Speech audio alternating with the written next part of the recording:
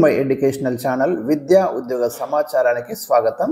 Daily GK and current affairs ఇవాళ 160వ video మీ ముందుంది. చాలా లేటెస్ట్ కరెంట్ అఫైర్స్ ఉన్నాయి ఈ వీడియోలో. ఆ కరెంట్ అఫైర్స్తో పాటు మీకు general knowledge, general awareness, standard GK maximum questions అయితే కవర్ అయ్యేలాగా ఈ సిరీస్ని అయితే డిజైన్ చేయడం జరిగింది. మరి ఈ రోజుతో మనకు 1600 ప్రశ్నలు అయితే డైరెక్ట్గా పూర్తవుతున్నాయి, గమనించండి. సో ఇలాంటి లేటెస్ట్ అప్డేట్స్ కోసం ఛానల్ని సబ్స్క్రైబ్ చేయండి. వాట్సాప్ గ్రూప్ లింక్ కూడా మీకు కామెంట్ సెక్షన్లో ప్రొవైడ్ చేశాను, అక్కడ కూడా జాయిన్ అవుతే మీకు ఇంపార్టెంట్ నోటిఫికేషన్స్ కానివ్వండి, పీడిఎఫ్లు ఏమైనా ఉంటే పంపించే ప్రయత్నం అయితే జరుగుతుంది. సో ఈరోజు ఇక వీడియోలోకి వెళ్దాం మనం. క్వశ్చన్ నెంబర్ 1 వచ్చేసి మనకు ఒక లేటెస్ట్ జడ్జిమెంట్ మీద ఈ క్వశ్చన్ అయితే ఫ్రేమ్ చేయడం జరిగింది. ఒక వ్యక్తి తన పేరును మార్చుకునే అధికారం ప్రాథమిక హక్కు అని, అది వ్యక్తిగత స్వేచ్ఛ పర్సనల్ లిబర్టీలో భాగమని ఇటీవల హైకోర్టు కీలక తీర్పు ఇచ్చింది. ఒక వ్యక్తి తన పేరు మార్పు కోసము అప్లికేషన్ పెట్టుకున్నాడండి. అయితే పేరు మార్చడం వీలు కాదని రిజెక్ట్ అయింది. సో ఆయన కోర్టులో ఒక కేసు ఫైల్ చేశాడు. కోర్టు జడ్జిమెంట్ ఏమిచ్చింది అంటే పేరు మార్చుకోవచ్చు, రిజెక్ట్ చేయడానికి లేదు. పేరు మార్చుకోవడం అనేది ఆయన యొక్క ఫండమెంటల్ రైట్, అది పర్సనల్ లిబర్టీలో భాగం అని ఒక కీలకమైన జడ్జిమెంట్ ఇచ్చింది. అది ఏ కోర్టు అనేది ఇక్కడ ప్రశ్న. 4 ఆప్షన్స్ ఉన్నాయి చూడండి. Allahabad high court, Chennai high court, Ahmedabad high court, Guwahati high court. Right option get చేయండి మీరు. వెరీ ఇంపార్టెంట్ జడ్జిమెంట్ ఇది. So Allahabad high court is the right answer అండి. యూపీ ఉత్తరప్రదేశ్ చెందిన అలహాబాద్ హైకోర్టు అయితే సమీర్ అనే వ్యక్తికి అనుకూలంగా ఈ జడ్జిమెంట్ ఇవ్వడం అనేది జరిగింది. ఇక మీకు ఇంకా కొంత ఇన్ఫర్మేషన్ ఇచ్చాను నేను ఇక్కడ, ఎందుకంటే భారత రాజ్యాంగంలో మీకు 3వ భాగంలో పార్ట్ 3లో ఫండమెంటల్ రైట్స్ గురించి ఉంది. ప్రాథమిక హక్కులు ఆర్టికల్ 12 నుంచి ఆర్టికల్ 35 వరకు అయితే మీకు ఫండమెంటల్ రైట్స్ గురించి ఉంటుంది. సో అందులో మీకు 19(1)A అధికరణం ఏమో వాక్ స్వాతంత్రాన్ని ప్రొవైడ్ చేస్తుంది. గుర్తుంచుకోండి కొన్ని కీలకమైన ఆర్టికల్స్. 21వ అధికరణం చాలా ఇంపార్టెంట్, అంటే ఇక్కడ మనకు చాలా ముఖ్యమైన ఆర్టికల్. ఈ కేసులో ప్రధానంగా మనకు వ్యక్తిగత స్వేచ్ఛ అనే పదం అయితే ఎక్కడైతే వాడబడిందో మీకు అది 21 ఆర్టికల్ దగ్గర కనిపిస్తుంది, పర్సనల్ లిబర్టీ. ఇక 14వ ఆర్టికల్ ఏంటంటే చట్ట సమానత్వం అంటాం, ఈక్వాలిటీ బిఫోర్ లా అధికరణం, సమానత్వ హక్కు వంటివి ఇందులో ఉన్నాయని కోర్టు అయితే అభిప్రాయపడింది. అంటే కోర్టు ప్రధానంగా 3 ఆర్టికల్స్ని ఇక్కడ మనకు మెన్షన్ చేస్తుంది. 19(1)A కావచ్చు, 21 అధికరణం వ్యక్తిగత స్వేచ్ఛ, 14వ అధికరణం సమానత్వ హక్కు లాంటి కొన్ని అంశాలు ఇందులో మిళితమై ఉన్నాయి. కాబట్టి ఆ వ్యక్తికి అయితే అనుకూలంగా ఇక్కడ ఇవ్వడం అనేది జరిగింది. ఆ వ్యక్తి గుర్తింపులో కీలక భాగమని, పేరు మార్పు వ్యక్తిగత స్వేచ్ఛలో అంతర్భాగం అని, ఈ పదాన్ని అయితే పర్టికులర్ గుర్తుంచుకోండి మీరు. 21 ఆర్టికల్ గురించి ఇక్కడ వ్యక్తిగత స్వేచ్ఛలో అంతర్భాగం అని కోర్టు పేర్కొంది. సో ఇది ఇండియన్ కాన్స్టిట్యూషన్లో మీరు ప్రధానంగా చదవాల్సినటువంటి అంశం అండి.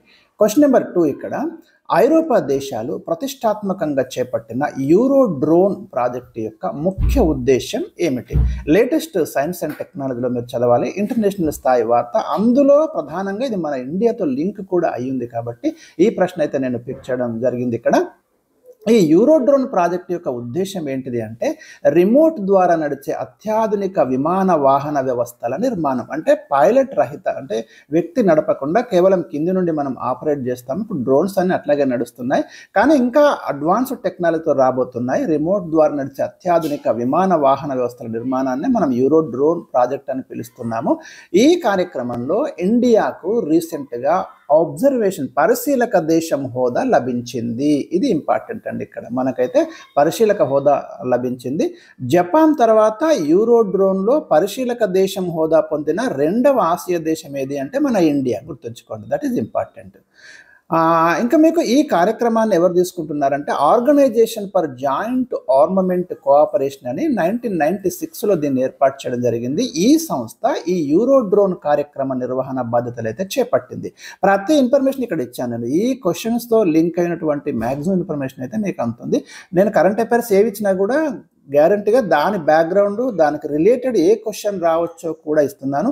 ఎందుకంటే కాంపిటేటివ్ ఎగ్జామ్స్లో ఇదే కోణంలో ప్రశ్నలు వస్తున్నాయి కాబట్టి దాన్ని అయితే మనం పట్టుకోవడం అనేది జరిగింది. ఇక్కడ గమనించండి, 2027 నాటికి తొలి మానవరహిత విమానం సిద్ధమవుతుందని భావిస్తున్నారు. అంటే పైలట్ రహిత మానవరహిత విమానాన్ని రూపొందించే పనిలో ఉన్నది ఈ యూరో డ్రోన్ ప్రాజెక్ట్ అనేది. క్వశ్చన్ నెంబర్ 3, ఇటీవల పాకిస్తాన్లో వార్తలకు వచ్చిన బలూచిస్తాన్ రాజధాని ఏది? మీకు గమనించారా, రీసెంట్గా మనకు పాకిస్తాన్లో జాఫర్ ఎక్స్ప్రెస్ని హైజాక్ చేశారు. ఈ బలూచ్ లిబరేషన్ ఆర్మీ అని బలూచిస్తాన్ స్వాతంత్రం కోసం పోరాడుతున్నటువంటి సంస్థ జాఫర్ ఎక్స్ప్రెస్ని హైజాక్ చేయడము ప్రపంచవ్యాప్తంగా ఒక సంచలనం అయితే సృష్టించింది. ఇక బలూచిస్తాన్ పాకిస్తాన్లో ఇప్పుడైతే ఒక రాష్ట్రంగా ఉందండి. దాని యొక్క రాజధాని వచ్చేసి మనకు క్వెట్టా. గుర్తుంచుకోండి, ఇట్లాంటి లేటెస్ట్ న్యూస్ అంటే ప్లేసెస్ వార్తల్లోకి వచ్చినప్పుడు దాని గురించి కంపల్సరీ చదవాలి. కంటిన్యూ ఇస్తున్నాను క్వశ్చన్స్ ఈ సిరీస్లో. బలూచిస్తాన్ పాకిస్తాన్ నుండి స్వాతంత్రాన్ని కోరుతుంది. ఇది మీకు ఆల్రెడీ చెప్పేసిన. క్వశ్చన్ నెంబర్ 4, మారిషస్ దేశ రాజధాని ఏది? ఇది ఎందుకు తీసుకున్నానంటే రీసెంట్గా మన భారతదేశ ప్రధానమంత్రి నరేంద్ర మోదీ మార్చి 11, 12 తేదీలలో మీకు మారిషస్ దేశాన్ని సందర్శించడం జరిగింది. మార్చి 12న అక్కడ జరిగిన ఆ దేశ జాతీయ దినోత్సవంలో పాల్గొనడం జరిగింది. సో మారిషస్ దేశ రాజధాని వచ్చేసి పోర్ట్ లూయిస్ అండి. కంప్లీట్ ఇన్ఫర్మేషన్ మీకు అన్ని వీడియోస్లో కవర్ అవుతుంది. అగ్రిమెంట్స్ కావచ్చు, మారిషస్ దేశం యొక్క ఇంపార్టెన్స్ కావచ్చు అన్ని కూడా ఇస్తున్నాను. క్యాపిటల్ గుర్తుంచుకోండి, port Louis. Question number 5, Pakistan భూభాగంలో బలూచిస్తాన్ ప్రాంతం యొక్క శాతం ఎంత? ఎక్కడైతే మనకి ఇప్పుడు ఇష్యూ జరుగుతుందో మీకు పాకిస్తాన్లో 4 స్టేట్స్ ఉన్నాయండి, 4 రాష్ట్రాలు ఉన్నాయి. అందులో బలూచిస్తాన్ ఒకటి. ఇదే పెద్ద రాష్ట్రం మీకు పాకిస్తాన్లో. 44% భూభాగం మీకు బలూచిస్తాన్లోనే ఉంది. విలువైనటువంటి ఖనిజ వనరులు ఉన్నాయి అక్కడ. మా సంపద దోపిడీకి గురవుతుందనే ఉద్దేశంతో బలూచిస్తాన్ ఏం చేసింది అంటే స్వాతంత్రం కోసం చాలా రోజుల నుంచి పోరాటం నడుస్తుంది పాకిస్తాన్కి వ్యతిరేకంగా. సో అక్కడ మీకు 44% అయితే భూభాగం అనేది ఈ బలూచిస్తాన్ ప్రాంతంలోనే ఉంది. ఒకవేళ ఈ ప్రాంతం కనుక పాకిస్తాన్ నుంచి విడిపోతే మాత్రం పాకిస్తాన్కు తీరని నష్టం అనేది జరుగుతుంది. కాబట్టి ఈ అంతర్గత గొడవ అనేది చాలా దశాబ్దాలుగా ఇది నడుస్తుంది. చూద్దాం. క్వశ్చన్ నెంబర్ 6, బలూచిస్తాన్ స్వాతంత్రం కోసం పోరాడుతున్న సంస్థ ఏది? అక్కడ బలూచ్ లిబరేషన్ ఆర్మీ అంటామండి, BLA. దశాబ్దాలుగా వీళ్ళే ఇక్కడ స్వాతంత్రం కోసం అయితే తీవ్రమైనటువంటి ఉద్యమాన్ని చేస్తున్నారు. మీరు గమనించండి, బలూచిస్తాన్ స్వాతంత్రం కోసం పోరాడుతున్న సంస్థ Baloch liberation army. Question number 7, తేదీ 11/3/2025 రోజున బలూచిస్తాన్ లిబరేషన్ ఆర్మీ ఏ రైలును హైజాక్ చేసింది? చాలా సంచలనాత్మక సంఘటనకు పాల్పడిందండి ఈ Baloch liberation army. Jaffar express రైలును హైజాక్ చేయడము, చాలామందిని బందీలుగా పట్టుకోవడము. సరే, ఆపరేషన్ ముగిసిందని ప్రకటిస్తున్నారు. ఎవరి వైపు ఎంత నష్టం అనేది ఇంకా పర్టికులర్గా ఇన్ఫర్మేషన్ అయితే ప్రధానంగా రావడం లేదు. మొత్తం మీద ఒక సంచలనాత్మక సంఘటన అయితే జరిగింది. క్వశ్చన్ నెంబర్ 8 వెరీ ఇంపార్టెంట్ అండి. ఇంటర్నేషనల్ స్థాయిలో మనకు సైన్స్ అండ్ టెక్నాలజీ సంబంధించి విశ్వం పుట్టుక విస్తరణ రహస్యాన్ని కనుక్కోవడానికి NASA, national aeronautics and space administration, America యొక్క అంతరిక్ష సంస్థ అండిది మనకి ఇస్రో లాగా. ఈ నాసా ఇటీవల అంతరిక్షంలోకి పంపిన టెలిస్కోప్ ఏది? వెరీ వెరీ ఇంపార్టెంట్ అండి. ఇక్కడ డైరెక్ట్ ఆన్సర్ ఇచ్చాను నేను. స్పిరెక్స్ టెలిస్కోప్ అబ్జర్వేటరీ అని దీన్ని అయితే పంపించింది నాసా మనకు రీసెంట్గా. దీని యొక్క డ్యూటీ అంటే పని ఏంటిదంటే విశ్వం ఆవిర్భావానికి కారణాలు, నక్షత్రాల రహస్యాలు, ఖగోళ పదార్థాల రహస్యాలు, భూమి మీదకి జీవం ఎలా చేరింది, ఇలాంటి అన్నిటిని కూడా ఇది పరిశోధించి ఇన్ఫర్మేషన్ ఇస్తుంది, కీలకమైన ఇన్ఫర్మేషన్ ఇస్తుంది అని చెప్తున్నారు. రీసెంట్గా దీన్ని అయితే ప్రయోగించడం జరిగింది. ఇది ఇన్ఫ్రారెడ్ పరారుణ కిరణాల సహాయంతో అంతరిక్షాన్ని పరిశీలిస్తూ ప్రతి 6 నెలలకు ఒకసారి తాను దర్శించిన ఖగోళ పార్శ్వానికి అంటే ఏ వస్తువులనైతే వేటినైతే ఏ ఖగోళ వస్తువులైతే అది పరిశీలిస్తుందో వాటి యొక్క 3D చిత్రాన్ని, ఇమేజ్ని అయితే రూపొందించి మనకి పంపించడం అనేది జరుగుతుంది. మరి దాని ఆధారంగా విశ్వం పుట్టుకను అంచనా వేయొచ్చు. ఎందుకంటే ఇప్పటికి కూడా ఇది ఒక రహస్యంగా మిగిలిపోయింది విశ్వం ఆవిర్భావం గురించి. మనకు బిగ్ బ్యాంగ్ సిద్ధాంతము చెప్తుంది విశ్వం ఎలా ఆవిర్భవించిందో, కానీ ఇంకా దీని మీద శోధించాలి, ఇంకా ఈ నిగూఢ రహస్యాన్ని కనుక్కోవాలనే ప్రయోగాలు అయితే మనకు ఎన్నో ఏళ్ల నుంచి సాగుతున్నాయి. దాంట్లో ఒక కీలకమైన మలుపుకు కారణమవుతుందని ఈ ప్రయోగాన్ని అయితే భావిస్తున్నారు. స్పిరెక్స్ టెలిస్కోప్ అబ్జర్వేటరీని రీసెంట్గా నాసా అంతరిక్షంలోకి పంపించింది.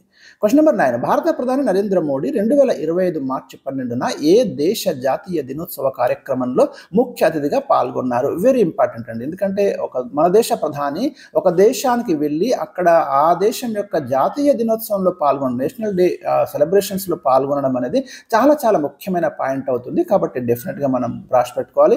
మారిషస్ దేశాన్ని సందర్శించారు భారత ప్రధాని నరేంద్ర మోదీ రీసెంట్గా. ఆ దేశ జాతీయ దినోత్సవం మార్చి 12 అని. ఎందుకంటే మారిషస్ అనేది మనకు హిందూ మహాసముద్రంలో ఉందండి. ఇది కూడా గుర్తుంచుకోండి. ఏ సముద్రంలో ఉంది అంటారు. ఇది ఆఫ్రికా ఖండానికి చెందిన దేశము, కానీ భారత్కి చాలా కీలకమైనటువంటి దేశం ఇది. ఎందుకంటే ఇక్కడ మీకు 70% పీపుల్ భారత సంతతికి చెందిన వాళ్ళే ఉన్నారు. ఎందుకు అంటే అప్పుడు మనకు ఫ్రెంచ్ పాలనలో ఉంది కొద్ది రోజులు, అది తర్వాత బ్రిటిష్ పాలనలో ఉంది మారిషస్. ఆ కాలంలోనే చాలామంది ఇండియన్స్ అయితే అక్కడికి వెళ్ళి అక్కడ సెటిల్ కావడం జరిగింది. ఇంకా మార్చి 12నే ఆ దేశం జాతీయ దినోత్సవాన్ని ఎందుకు జరుపుకుంటుంది అంటే, మనకు దండి మార్చ్ అంటాం కదా, ఉప్పు సత్యాగ్రహము మార్చి 12న మహాత్మా గాంధీ ప్రారంభిస్తాడు. సో ఆ దానికి సింబల్గా ఆ దేశం మార్చి 12నే ఆ దేశ జాతీయ దినోత్సవాన్ని సెలబ్రేట్ చేసుకుంటుంది. చూడండి ఎంత లింక్ ఉంది ఇండియాకి మారిషస్కి. సో ఇది ఇంపార్టెంట్, ఈ పాయింట్ అయితే గుర్తుంచుకోండి. 12న మన ప్రధాని ఆ దేశ జాతీయ ఉత్సవాలలో పాల్గొన్నారు. ఇక్కడ ఇచ్చాను ఆల్రెడీ, మీకు క్లియర్గా ఇచ్చాను చూడండి. Question number 10. మారిషస్ దేశ పర్యటన సందర్భంగా భారత ప్రధాని నరేంద్ర మోదీ దక్షిణార్ధగోళ దేశాలపై భారత నూతన దృక్కోణాన్ని ఏ పేరుతో ప్రకటించారు? వెరీ ఇంపార్టెంట్ అండి. మనం ఒక స్ట్రాటజీని అనౌన్స్ చేయడం జరిగింది. ముఖ్యంగా ఈ సౌత్ ఏరియాలో ఉన్నటువంటి కంట్రీస్కి సంబంధించి చాలా ఇష్యూస్ నడుస్తున్నాయి. హిందూ మహాసముద్రం మీద ఆధిపత్యం కోసం చైనా కావచ్చు, ఇండియా, చాలా గొడవలు అయితే జరుగుతున్నాయి. సో ఇక్కడ ప్రతి దేశం కూడా తన యొక్క విజన్, తన యొక్క స్ట్రాటజీని అయితే అనౌన్స్ చేస్తుంది. సో మనం ఇచ్చాం మహాసాగర్ అనే స్ట్రాటజీని ఇస్తున్నాం. Mutual and holistic advancement for security and growth across regions. దీని ఫుల్ ఫామ్ చూడండి, చాలా చాలా ఇంపార్టెంట్. మీకు యూపీఎస్సీ లాంటి ఎగ్జామ్స్లో డైరెక్ట్గా ప్రశ్న వస్తుందండి. ఇలాంటి ఇంటర్నేషనల్ రిలేషన్స్లో ఒక టాపిక్ ఉంటుంది మీకు. అదేవిధంగా స్టేట్ ఎగ్జామినేషన్లో ఒక చాలా చాలా ఇంపార్టెంట్ పాయింట్ అవుతుంది, ఇది గుర్తుంచుకోండి. సో ఇవి నేను ఈరోజు మీకు ఇచ్చినటువంటి ముఖ్యమైన లేటెస్ట్ కరెంట్ అఫైర్స్. మరి మీ డౌట్స్ ఏమైనా ఉంటే కామెంట్ సెక్షన్లో నాకు పిన్ చేయండి. అదేవిధంగా వీడియో చూస్తున్న ప్రతి ఒక్కరూ లైక్ చేయండి, వీడియోని షేర్ చేయండి, subscribe this channel. Thank you for watching.